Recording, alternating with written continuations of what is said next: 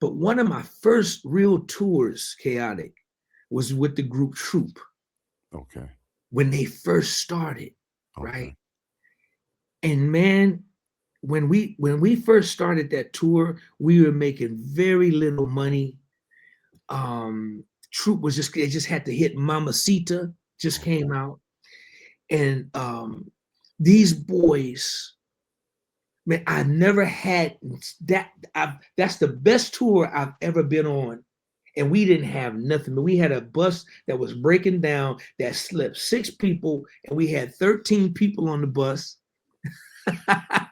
And man, I could tell you moments, man. I can't tell them on the air, bro. We had to have a sidebar conversation.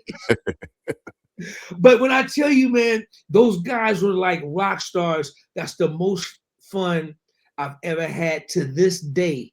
To this day was true. Those brothers are still my brothers, and I love them. Rest in peace, Reggie. But I love all of them brothers to this day. The most fun I've ever had on a tour. And we were making no money. We were opening up for Keith Sweat, Rob Bass, a bunch of people, Kid and Play. But man, them boys was dancing so hard, man. And then they became these big R&B stars a little later, man. But that was the tour for me. And I could write a book on that tour, but it would have to be, for members only. Man, that's a funny one. So, you have been around some top tier people like Troop and watching them develop to the mega group that they became. Sure. Now, be honest with me. Is the music industry better now, or was it better back then when you came in and was doing it with Troop and all that? Wow. That's a good question, man. And it's a very loaded question, because I think the opportunity was better. Hands down, the survival, the money, the tours. Back then we go on tour for 6, 7, 8, 9 months. Right. You understand what I'm saying? Janet's tour, we was out there for like a year and a half.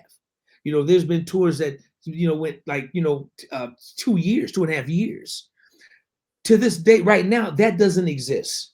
And there were long bus tours. So one thing is, my prayer is that I hope that it gets back to that for a lot of the young brothers and sisters that are doing it today, that they can experience that kind of experience, man. It's nothing like going on a tour, man, and you got 10, 15 buses caravanning down the highway, man, and 20 trucks, and everybody, you got 5 or 6 different artists, and everybody just loving on each other. The money was absolutely incredible. I can't say that now.